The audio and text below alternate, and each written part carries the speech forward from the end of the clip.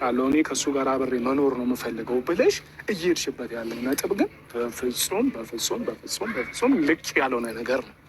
ያ ነገር ለምንድን ነው የሆነው? በቃ ሁሉንም ነገር ትቼ እሺ ብዬ ለመታረቅ ሳስብና ስወስን ለምን እንደዚህ ያደርጋል? ለምን እኔ ህይወት ላይ ይቀልዳል ብዬ ተናድጄ ነው እንደዛ ያደረኩት። መቼ ቀለደ? ሩታዬ አንደኛ ጥፋትሽ ባይሆንም ግን ልክ አይደለም። ሲጀመርም ልክ አይደለም። አሁን ለእንደዚህ አይነት ነገር ማስተባበያ ለአሁን ለእኔ ለመስጠት ራሱ በጣም ትንሽ ይከብዳል። ልክ ባልና ሚስት ማለት አንድ አካል ናቸው። ሁለታችሁ ስትጋጩ ምናልባት በቃ ተጋጫችሁ፣ ተደባደቡ፣ ምንም በሉ የተዳራችሁ ልትሸፍኑት የሚገባ ከእናንተ ባለፈ እኮ አንድ ለቤተሰባችሁ እንዴ እናንተ እንደዚህ ስትሆኑ እኛ ማንጨነቅ ይመስላችሁ? እንደሰማችሁ እንግዲህ ሩታ ዛሬ ቪዲዮ ለቃለች። በጊዜ ነው ለቀቀች ዛሬ ተመስገን ማለት ነው። እንግዲህ የአብርሽ ወንድም እንግዲህ እውነት የተማሪ ሰው ነው። ማርያምን ደስ ስላለው እኔ ምክሩ በጣም ነው ደስ የሚለኝና ዛሬ እንግዲህ ተቆጣት ሩታን በጣም እንደተከፋበት ምናምን ተናግረዋልና ለማንኛውም ሩታ ግን ሁሌ ተመሳሳይ ወሬ እኮ ነው ብታወሪ የኔ ቆንጆ ተመሳሳይ። በነገራችን ላይ አብርሽ ማለት ነው ኦፍኮርስ እንደ አንድ ሰው ስሜት ሊኖረው ይችላል። ግን ቤትሽ ሲመጣ ቤት አታምጪ ወንድ ነው አለሽ እንጂ የራስሽ ላይፍ አትኖሪ ያላለሽም ቪዲዮ አለ እኮ ነው ቆንጆ ማለት ነው።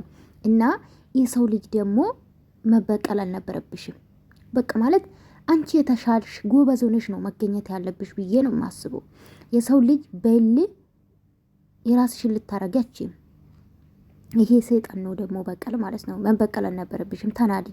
ተናደሽ እኮ አንዴ ያደርግሻል ነገሮቹን ለማሸፋፈን ነው እንጂ ተናደሽ አንዴ ተበቀልሽው እሱ ችግር የለም። ተመልካች ተቀይሞሽ ነበረ ምናምን ከዛ ደግሞ ድጋሜ ነው የምታስተላልፊ ነገር። በዚህ ደግሞ መበቀል አልነበረብሽም። በተለይ ስፔሻሊ በተለይ የራቁት ቪዲዮ ፎቶ ብለሽ መምጣት አልነበረብሽም። በሌላ ግን ተበልጠሽ መገኘት ነበረብሽ። ትዳር ደግሞ እንደፈለግሽ የምታረጊ አይደለም። በነገራችን ላይ ትዳር ክብር ነው፣ የእግዚአብሔር ስጦታ ነው።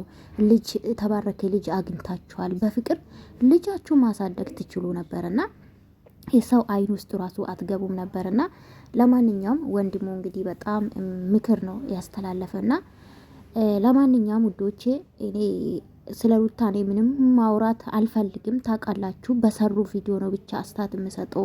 ስለሷ መጥፎዎች ያላቅምና ተረጋጉሽ። አንዳንድ ልጆች አላችሁ፣ ሁለት ናችሁ እንደዚህ ሶስት። ከዛ ውጭ ግን የሚረዱን አሉ ፋሚሊዎች ማለት ነው። በተለቀቀ ቪዲዮ ነው የሚሰራሽ።